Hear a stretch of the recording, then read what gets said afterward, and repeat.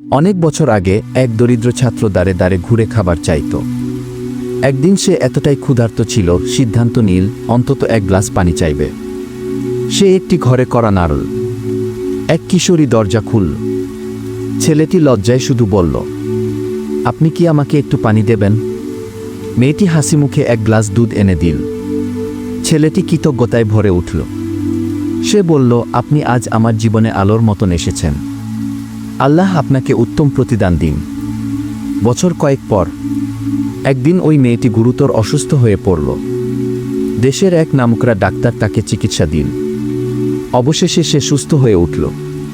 হাসপাতাল থেকে ছাড়পত্রের সময় বিলের নিচে লেখা ছিল, সম্পূর্ণ বিল পরিশোধ করা হয়েছে। এক গ্লাস দুধের দোয়ায় সদকা কখনোই হারায় না। ভালো কাজ একদিন ফিরে আসে। ইসলামিক শট, আলো ছড়াও, পথ দেখাও।